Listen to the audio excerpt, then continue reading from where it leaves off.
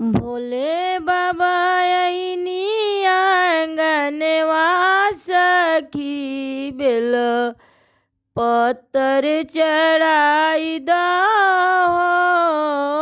भोले बाबा अइनी आंगनवा सखी बेल पत्तर चढ़ाई दहो। पूरी मिठाई शिव का मन ही न भावे, पूरी मिठाई भोले का मन ही न भावे। भंगिया के गोला मंगा द सखी बेल पत्तर चढ़ाई दहो। भंगिया के गोला लिया द सखी बेल पत्तर चढ़ाई दहो।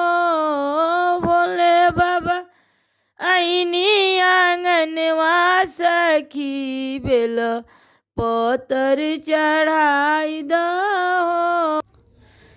हाथी से घोड़ा भोला का मन ही न भावे, मन ही न भावे उनका मन ही न भावे।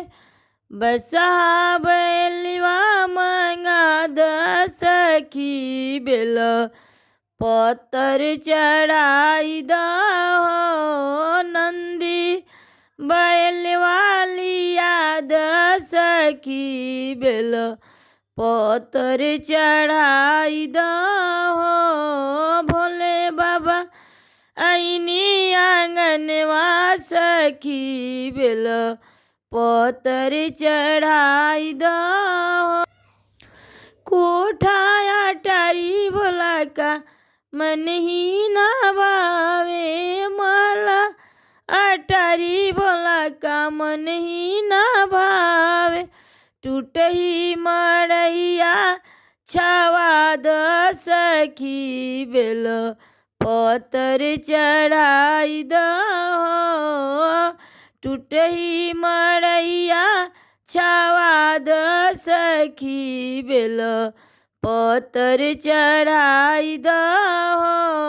भोले बाबा अइनी आंगनवा सखी बेल पत्तर चढ़ाई दहो।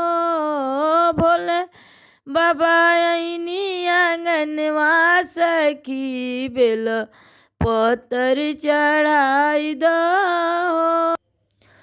साला दो साला भोला का मन ही न भावे, पियर पीतम्बर भोला का मन ही न भावे। मृगा के छाला मांगा द सखी बेल पत्तर चढ़ाई दहो। बाघंबर ओढ़ा द सखी बेल पत्तर चढ़ाई दहो। भोले बाबा अइनी आंगनवा सखी बेल पत्तर चढ़ाई दहो। भोले बाबा अइनी आंगनवा सखी बेल पत्तर चढ़ाई दहो।